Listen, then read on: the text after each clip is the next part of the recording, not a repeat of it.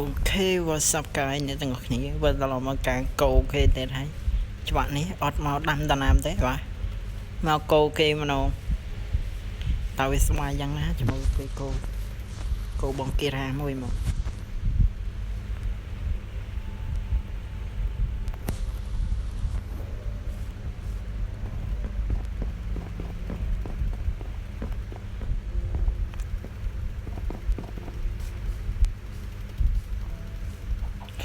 យើងដាក់តិច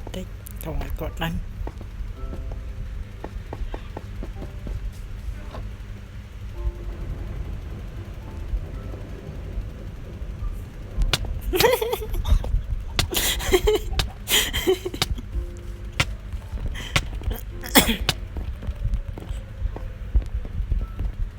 កោគេឡើងមួយថ្ងៃ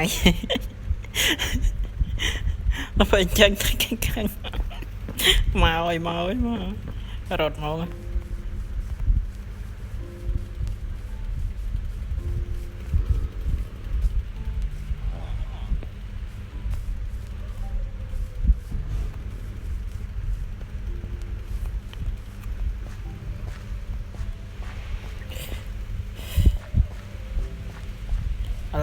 ឥឡូវគាត់ចុះទៅត្រាំដីយើងធ្វើការទៅកោគាត់បាត់ច្រកមួយ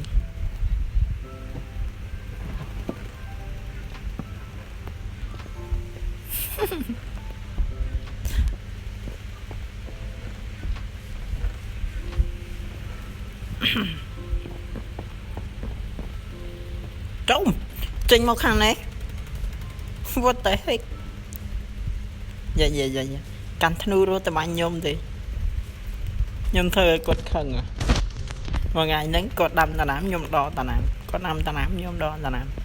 ពេលអញ្ចឹងទៅខឹងមួយហើយ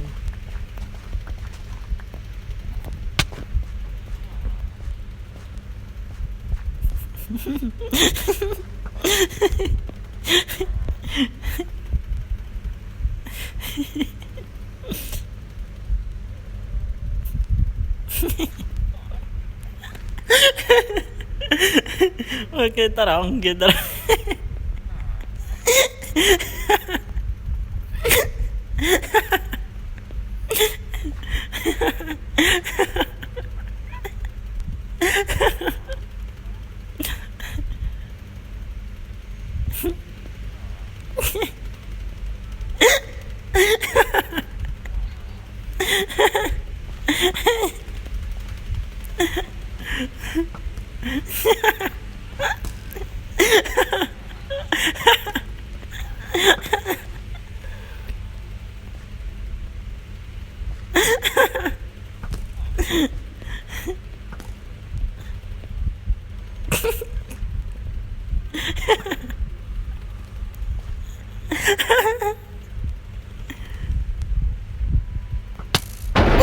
Ngọt bạch ư